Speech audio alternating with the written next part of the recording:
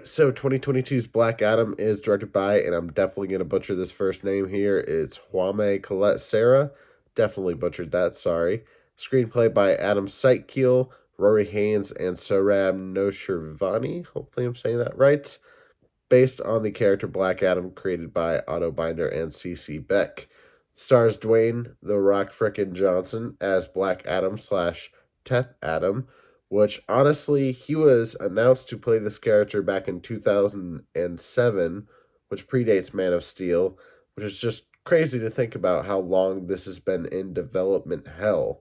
And this movie would not have been made. We would not be watching this movie, talking about this movie, if it weren't for Dwayne Johnson being so adamant about playing this character and having this movie made. So you have to appreciate it on that level alone. Also in the cast here, we have Pierce Brosnan as Dr. Fate slash Kent Nelson. We have Aldous Hodges, Carter Hall slash Hawkman. Noah Centineo as Al Rothstein slash Atom Smasher. Got Quintessa, can't talk apparently, Quintessa Swindell as Maxine Hunkel slash Cyclone. We got Viola Davis coming in here as Amanda Waller, who you might know from the Suicide Squad films. Who else do we have here? Sarah Sadie, hopefully I'm saying that right, or Sahi, not 100% sure how to pronounce that, as Adriana. Odelia, what is that name? Odelia Helvey, as Sharuta. Mohammed Amir as Kareem, and I feel like there was somebody else that I'm missing here, but I didn't get the full cast, so apologies ahead of time. But yeah, like I said, this movie would not have been made if not for Dwayne Johnson being as adamant as he was about this movie being made and released. I've been hearing him in interviews for months and months talking about how the hierarchy of the DC universe has changed, and I can't really say I feel like that has actually happened with this movie. It's not necessarily a bad DC movie by any means, but it's not one of the best. Not even close. What would I say is the worst DC movie in terms of the DCEU films? Aquaman wasn't too bad. Wonder Woman wasn't too bad. Wonder Woman 1984 I didn't care for too much. The first Suicide Squad I didn't absolutely hate, but it's not good. I do like Birds of Prey. I like the new Suicide Squad movie that James Gunn directed. I don't know if I said this already, but Man of Steel is one of my favorites.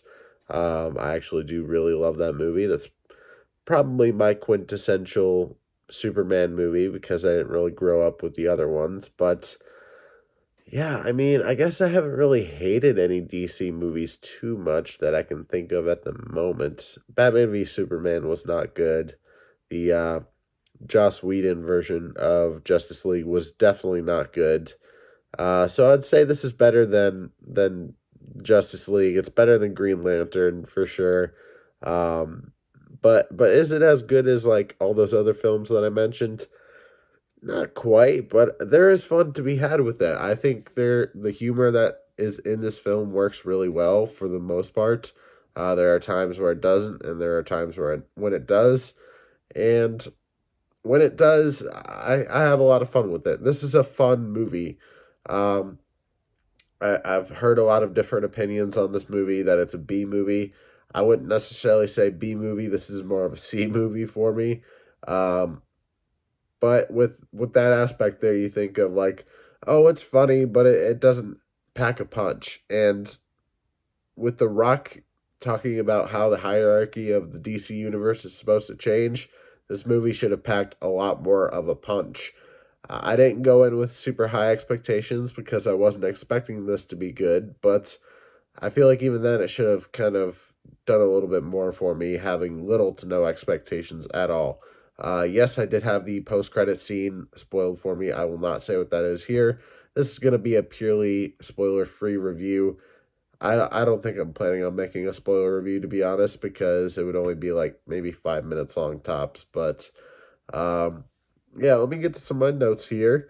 Dwayne Johnson is fun as Black Adam, but at times he can be a little too stoic, which I feel like with the character makes sense, but you know, The Rock has a lot of charm and a lot of charisma, and I would have liked to see a little bit of that come through a little bit more. I think he had his moments, but not a whole lot. Um, I already said that the comedy did work for the most part in this movie. It's a very surprisingly brutal movie when it comes to the fights and the kills, especially when it comes to Black Adam killing people. Sorry, I'm really stuffed up, so if I sound weird, that's why.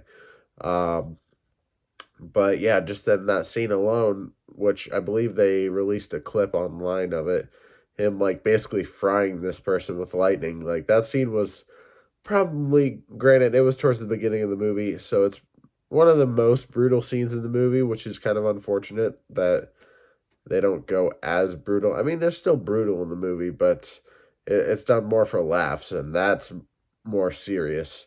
Um, but yeah, I mean, that's a really dark thing for a PG-13 movie to do, and it's a dark thing for DC to do, especially. I mean, I feel like stuff like that they don't always have the balls to actually pull that stuff off, but um yeah, I appreciated that for sure. I appreciated a lot of the violence, I guess you could say, in here because Black Adam as a character is a very violent person, you know, fueled by rage essentially, fueled by revenge. Um, but yeah, I don't know.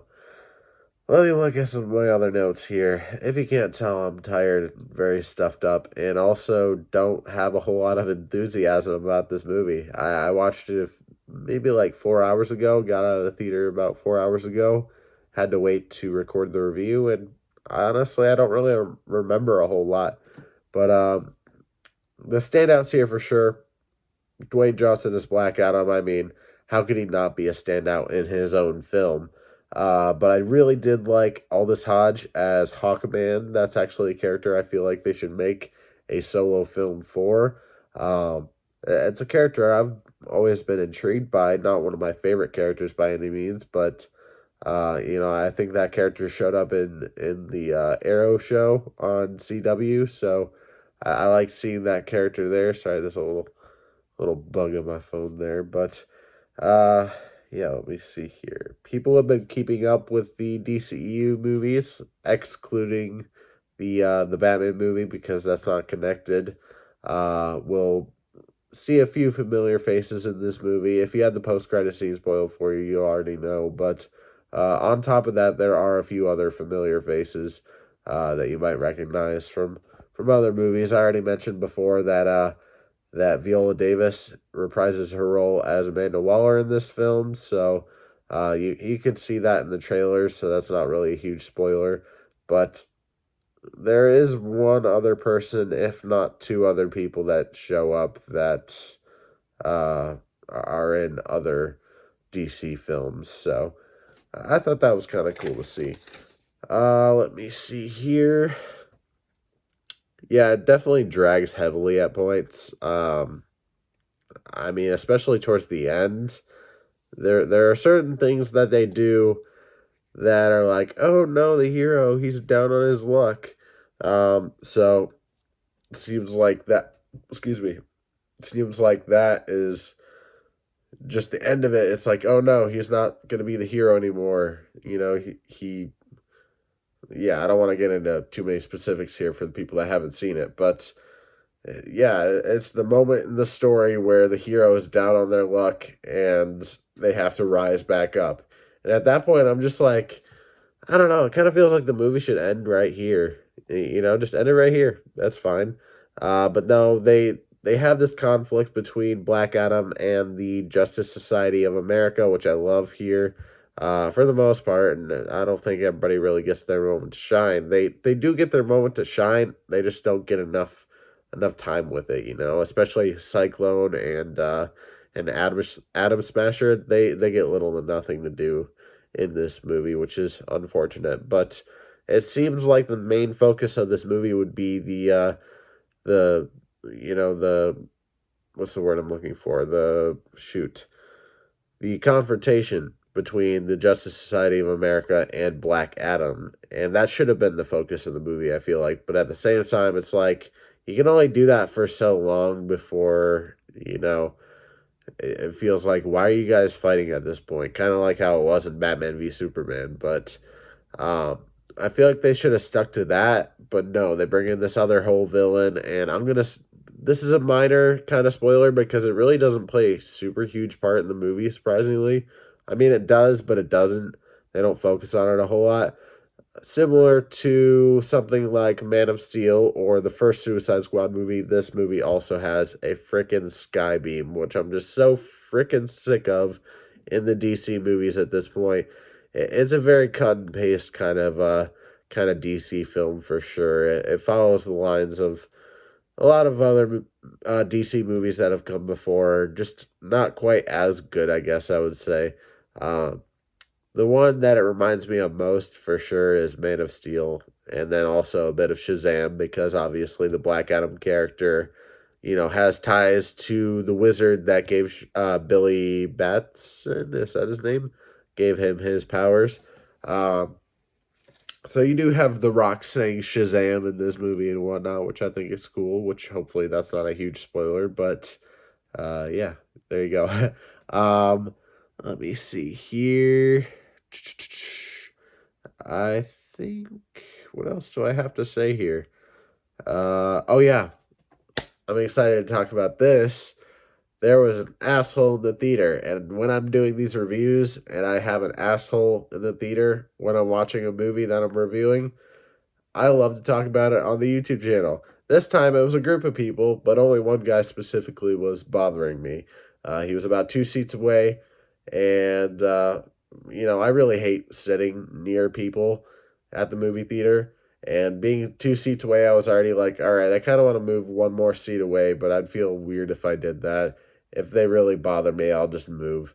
But yeah, they get food at the movie theater because the movie theater I go to, the local one, they have a whole kitchen with a lot of great food, which, by the way, got some really good spiced churros today. Those were really good. They had chocolate sauce and everything. Oh my God. But yeah, they ordered some food, and I'm just like, all right, nice, getting some food, whatever. Which that'll come back a little bit later in this little story here, but yeah, basically this guy, he was looking at his phone. The brightness was like obviously all the way up on his phone every time he looked at it. Even when the movie started, he was looking at that shit. Then he put it away. I'm like, thank God he put it away. Thank you. After a little bit, his ringtone starts going off. It's just like this stupid, shitty rap music, which I don't have anything against music or the people that listen to it, but when you're upset about something, everything just sounds stupid to you, right? Um, but yeah, it kept going off pretty much every 5 to 10 minutes, which was really annoying. And every time it would go off, he'd look at the phone for like about a minute and then put it back down. Um, and then after a while, I was just sitting there and I'm like, what's that noise? I look over. This dude is just sleeping. He's snoring 2 seats away from me. I can obviously hear him. The people around him can obviously hear him. The friends that were with him were like looking at him and laughing. I was just like, so you're just gonna let your friend be an asshole right here and just snore and ruin the experience for other people? So eventually, what I did is the churro plate that I had or whatever. They have like actual plates. I just walked outside the theater for a second because the trash can was right there. I dumped out the garbage part of it, like the waste, and then I put it where it needed to go. Went back in. I had all my stuff with me, and I just sat in the row in front of me. But I could still hear him snoring. That was still annoying, but I got to focus on the movie a little bit more when I moved, at least.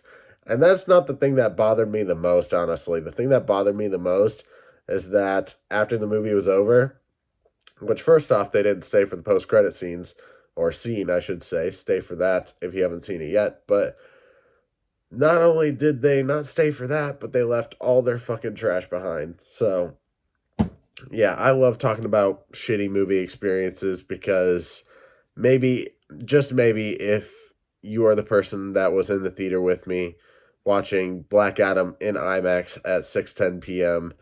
at Celebration Cinema Lansing, then I want you to know that that wasn't cool. And why are you going to pay like $20 for a fucking movie ticket plus the expensive ass food just to sit there on your phone and then also just sleep?